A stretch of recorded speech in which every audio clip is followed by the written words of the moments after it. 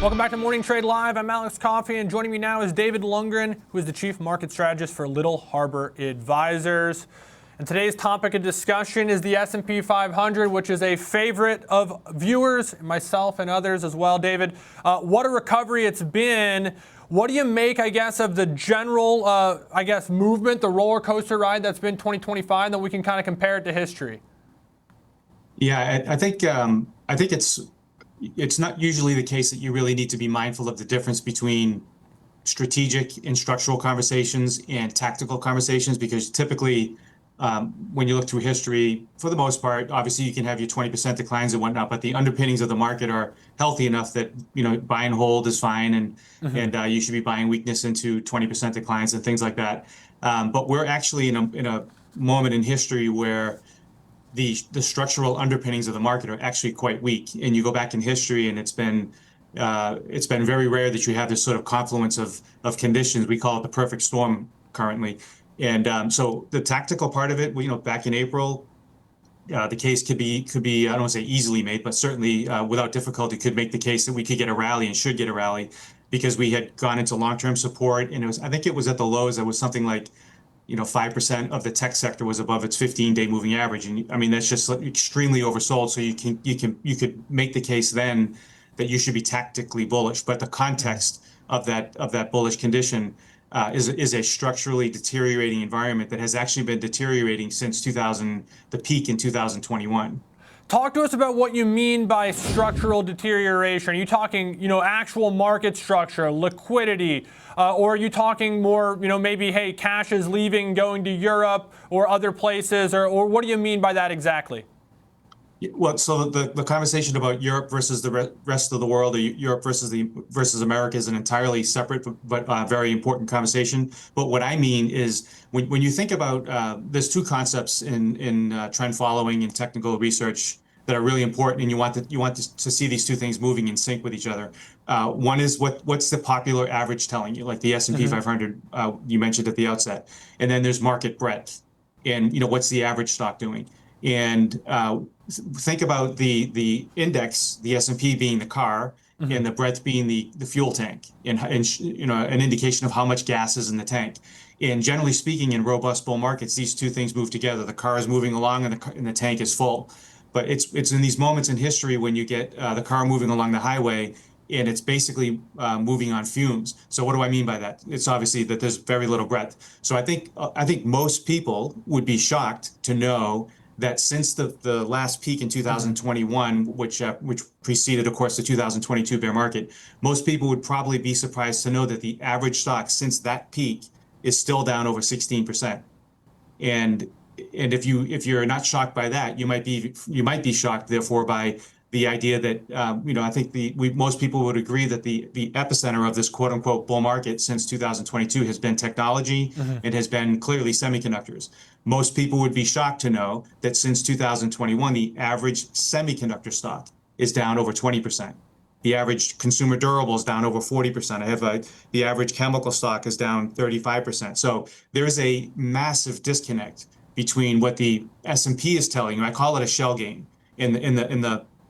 The market kind of hides the truth in this shell game right when you need it the most, and it's always at these major structural turning points. And so when you're looking at the S&P and you look under that shell, it's like, oh, we're in a bull market. But if you look where under that, in that fuel tank, if you will, under that other shell, which is market breadth and structure, you look at it and says, wow, we've actually been in a bear market since 2021. So that's what I'm referring to. So we've been tactically bullish. We keep upgrading our upside targets. We're currently kind of sitting right in the middle of our latest upside tactical target, and with each attainment of those levels as we've moved higher, we've just made the assessment: is the tactical conditions still supporting higher prices? And the answer has been yes since April.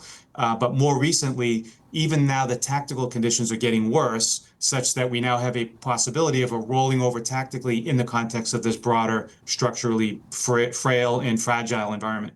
Yeah, what I've kind of described that as, because I'm following along fully now in what you mean, which is really just describing, alongside other things, just an intense concentration risk in some of these really large mega cap names.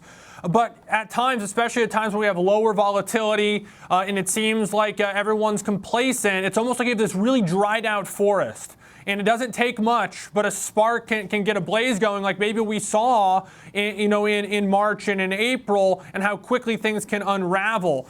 So you mentioned sort of those tactical signs starting to weaken as well. What would be enough, or what would you like to see to kind of confirm that, to see if we're going to take another leg lower, if this isn't just, a rally that's running out of steam? So great question. And I try to think about these things in sequences. So the process should have a series of two things: a setup and then triggers. And so the setup is not the reason you act. So getting to a target on the upside is not necessarily reason to get short. You can start to get short a little bit, but what you really want to do is once you've attained the target, then you want to see indications that the market's starting to lose its underpinnings and its structure beneath the surface. So, for example, when you go back to the April low, pretty much every stock in the markets, of course not every, but almost every stock in the market is up since the April bottom. But it's interesting to note that in the course of that rally, most stocks have actually peaked. Over half the stocks in the market peaked a month ago. So we're starting to see this deterioration beneath the surface, where we're once again, as you referred to it earlier, we're starting to thin out. That we're starting to, even tactically, we're on fumes. And so with that being the case, we're now looking for market weakness. So we need to now start to break through supports to start to indicate that we've got confirmation that the resistance matters, that the market is thin enough and frail enough and fragile enough, and then we start to break supports, and then by then you should have a full, however you define defensive in your strategy. In my case, I can be net short. So by the time we start to break through these supports, I'm anticipating that I'll be fully net short. But I'm not just shorting the market just because we're up a lot. We need to be patient. We need to wait for this rally that we've had off the April low to distribute and diverge, and then start to break down one stock at a time. And by then, you'll have wanted to build out your defensive position again, however you define that, whether it's raising cash or going short or whatever you do.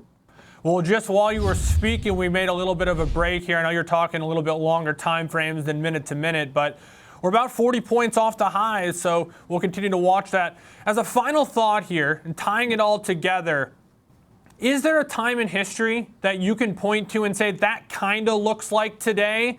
Or are all these circumstances truly unique? Not that this time is different per se in that kind of way of there's no risk out there, but that it's just hard to compare to other times because there's so many things happening at once.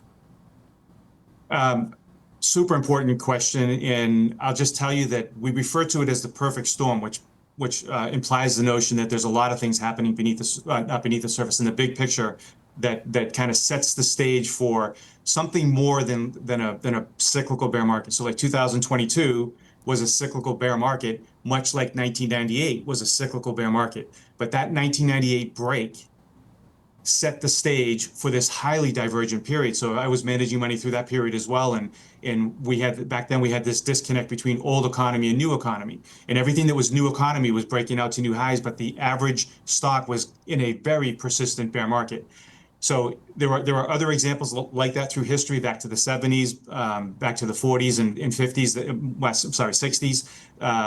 And a couple of other times through like even COVID was preceded by a highly divergent period. The global financial crisis was preceded by a highly divergent period with all these other sort of metrics in place. But the one that most stands out to me is that 1998 break, rally to new highs when the market was clearly on fumes, and then we had something much more than a cyclical bear market. So 98 was a cyclical bear, 22 was a cyclical bear, 22 was the beginning of the divergent process. We're now up to new highs again. Most stocks are not. And I think from here, if we roll over tactically, I think the risk is that we have something more than just a cyclical bear, and it's something more, we refer to it as a crisis bear. Okay, so then I guess I lied. One more question then. What you're describing now is also perhaps something that lasts a little bit longer as well. That's right. And I can point to a bunch of things, but let's go to the most obvious one, which is valuation. So we use valuation. We calculate valuation based on what we call trend earnings, and you just kind of like take a best fit line through the earnings since the 1940s, and you are currently trading at 32 times that number. So valuation is a terrible timing metric. You cannot use it to tell you when to get short. I think we all know that. But once you have these conditions that are structurally frail and you start to break down tactically, now you have to bring that valuation problem to the front burner because that can dictate, many years of being underwater from a an investor's perspective. So because these whether it's concentration, overseas allocation to the U.S. equities, strength of the dollar, valuation, all these things have long-term consequences, but you have to wait till the tactical condition deteriorates for you to actually start putting that trade on. I appreciate it so much, you taking the time and joining us here on this Friday. That's David Lundgren, Chief Market Strategist for Little Harbor Advisors. A great conversation.